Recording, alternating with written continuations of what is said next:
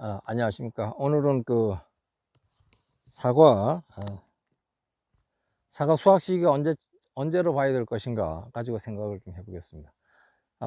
사과 수확은 우리가 만생종이기 때문에 6개월, 3, 6, 18, 180일을 이제 전후해서 이제 수확하게 되겠습니다. 그렇지만은 또 날씨가 비가 자주 온다든가 그래 해서 과일이 익지 않고 땅에 있는 질소질을 이제 빨아먹게 되면 이제 잘 안 익었을 때, 그때는 우리가 또 수확을 할 수가 없잖아요. 그럴 때는 어, 과일이 이제 얼마큼 붉게 착색이 되어 있는지 한 80% 이상 됐다 하면은 이제 수확 시기라고 볼 수 있습니다. 그것도 뭐 미심쩍게 생각하면은 냄새, 사과가 어느 정도 익었는지 사과밭에 오면은 냄새가 납니다. 그 냄새가 날 때 이것은 수확해야 되겠다 판단되면 그때 수확하면 되는데, 그런 시점을 못 맞추는 경우가 있습니다. 사과의 맛을 최대한 내려면은 언제 수확하느냐가 중요합니다. 저 같은 경우에 저는 전부 다 이제 개인 판매를 합니다. 개인 판매를 하는데 너무 익지 않았을 때 따가고 숙성을 시켜도 숙성이 제대로 안 돼요.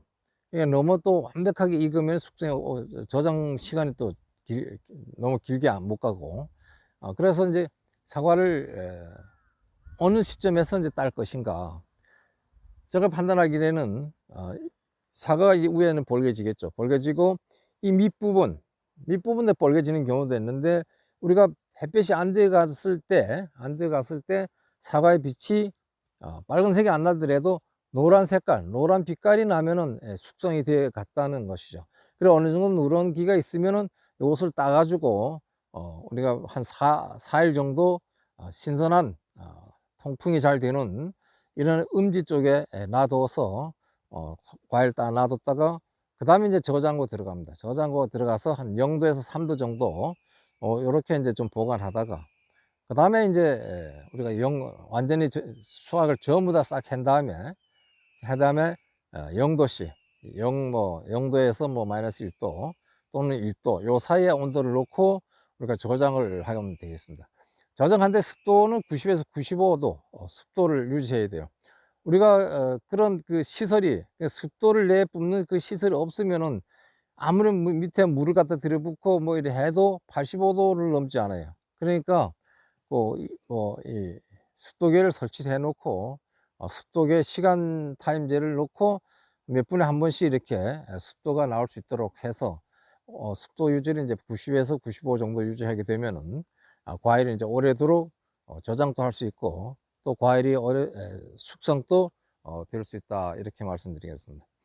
그런데 이제 하나는 또 우리가 뺀지리 사과 있죠. 뺀지리 사과를 요 보면서 이제 설명 좀 드리겠습니다. 뺀지리 사과는 1년생 가지에 과일이 달린 거예요. 1년생 가지에 액화가 달린 것이 뺀지리 사과가 됩니다. 다시 말해서 1년생 됐죠. 이거 설명을 좀 드리겠습니다. 요것이 요소 약간 이게 1년생입니다. 근데 여기에 달리면 여기에 이렇게 달렸다고 하면 이것은 정화죠. 1년생 가지의 끝에 달렸기 때문에 그렇죠. 1년생 가지의 중간에 달렸다. 여기에 달렸다. 1년생 가지인데 여기 달렸다. 이건 뺀지리 사과입니다. 뺀지리. 그러면 이 중간에 달린 뺀지리 사과죠. 그럼 이 측지, 이 중간, 여기에 또 이렇게 달렸다. 여기 이렇게.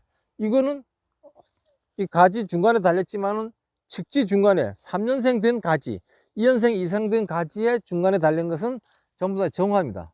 그래서 우리가 정화하고 액화하고 구분할 때 1년생 가지에 달릴 수가 있어요. 1년생 가지에. 그래서 2년생 가지에 달린 것은 정화입니다. 정화.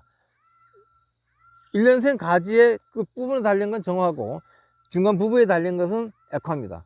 그러니까 이 액화는 맛이 덜해요. 여기 이렇게 보면은 여기가 이제 여기도 좀 약간 다른 과일보다도 쑥 들어가지 않고 여기가 좀 투박하게 생겨요. 그러니까 이 부분이 과경 옆부분 여기가 이 과피가 두껍게 느껴져요. 얄팍하지 않고 두껍습니다. 실질적으로 두꺼워요. 두껍는데 이것은 사는 사람이 먹어보고 맛이 없다고 얘기하는, 맛이 없다 얘기하니까 이것은 이렇게 봤을 때 이런 것은 또 색깔도 봐도 좀 색깔이 좀 덜 나고 또 아주 좀 무디게 생겼어요. 과일 자체가.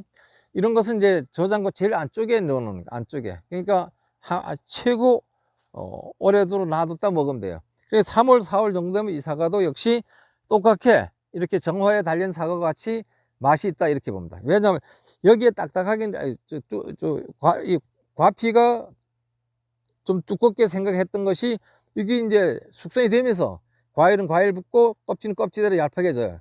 시간이 지나면은. 그럼 한 3, 4월 정도 되면은 이게 과일이 먹는 데는 지장이 없어요. 그래서 우리는 액화에 달린 건지 정화인지, 정화의 사과인지 액화의 사과인지는 이렇게 설명해도 모르는 사람은 몰라요. 다시 한번 설명드리겠습니다. 1년생 가지, 1년생 가지는 전부 다 이게 1년생 가지, 결과지. 이거 결과지에 여기에 달릴 수도 있고 이 중간에 달릴 수도 있어요. 그 중간에 달린 요 1년생 가지의 중간에 달린 것이 액화라는 얘기야. 요 앞에 달린 것은 정화고. 그런데 이런데 2년생 된 가지에 중간에 달렸다니, 2년생 된 가지 이런데 2년생 된데 달려 있는 과일은 정화입니다. 정화. 그래서 정화와 액화는 이게 확실하죠. 제가 얘기하는 게 너무 힘들게 일을 하다 보니까 지금 좀 목소리 드셨는데 비닐 어제 다 깔았습니다. 어제 비닐 까는데 비닐 깔고 나니까 목이 얼마나 쾌한지 감기 몸살이 나가지고 지금 이제 오늘 이제 괜찮아졌는데, 아무튼 이게 액화와 정화, 또 뺀질이 사과와 뺀질이 사과가 아닌 거 구별하는 거. 그래서 이제 액화가 달려있는 과일은 가급적 판매하는 데 있어서 판매하는데, 판매하면 또 이제 드시는 분들이 맛이 없다 그래요. 그러니까 이런 것은 판단하셔 가지고 저장고에 오래 있다가 나중에 판매를 하면은 되겠다 이렇게 말씀드리겠습니다. 오늘은 그 사과 수확 시기하고 액화 정화 또 뺀질이 사과 여기에 대해서 말씀을 드렸습니다. 감사합니다.